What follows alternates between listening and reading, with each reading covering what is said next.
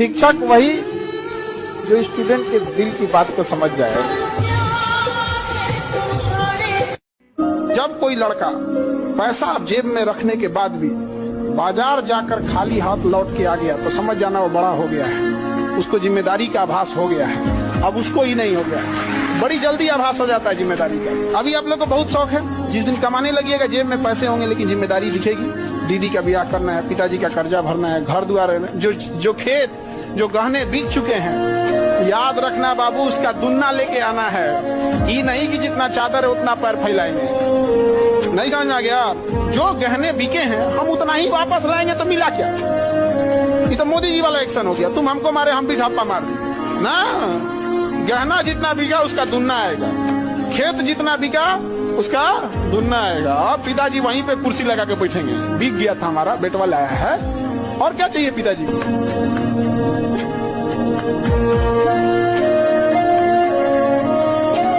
2 घंटा मोबाइल चलाना है तो 2 घंटा की जगह 3 घंटा चलाओ, लेकिन आप स्पेसिफिक देखो। अगर आपको कोई मूवी देखनी है तो मूवी देखो।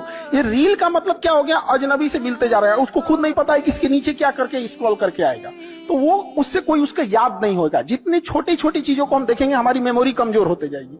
तो ये इसके मेमोरी पे चीजों पे बहुत ज्यादा हो रहा है, क्योंकि रील देखने के बाद ना हम उसे रिकॉल नहीं कर पाते।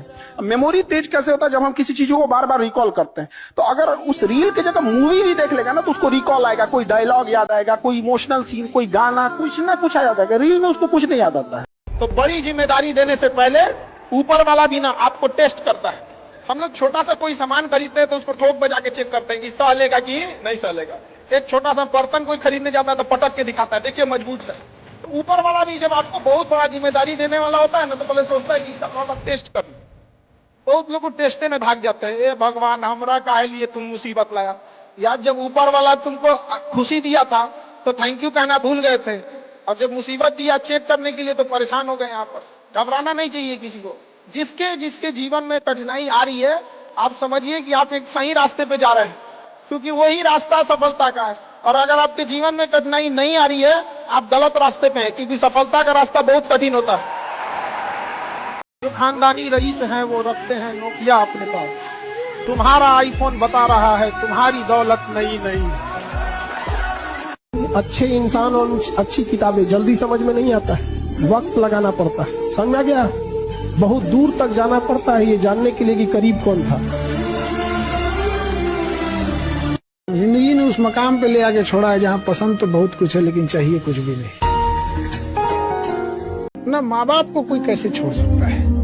हमको कभी कभी कंफ्यूजन में हो जाता है, कोई अपने माँ बाप को कैसे छोड़ सकता है? इसे लगता है कि कोई दुनिया का सब कुछ दे ले लेकिन माँ बाप दे। हमारे ताकत का अंदाजा हमारे दोस्तों से तो लगता है, लेकिन हमारी ताकत का अंदाजा इस बात से भी लगता है कि हमारी दुश्मनी किस लेवल के लोगों से।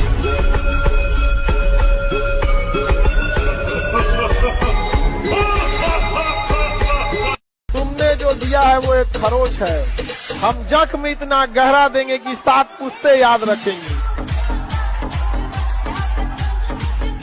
लड़का सब जो गुस्सा में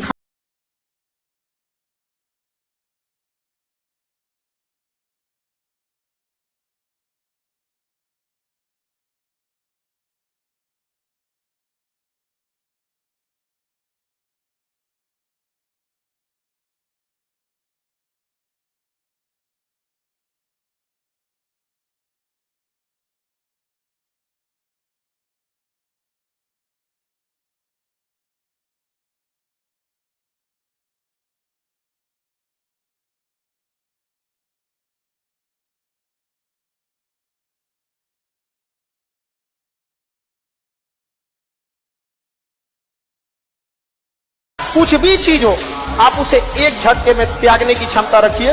आपके करियर के बीच में अगर कोई भी चीज आए त्याग दीजिए।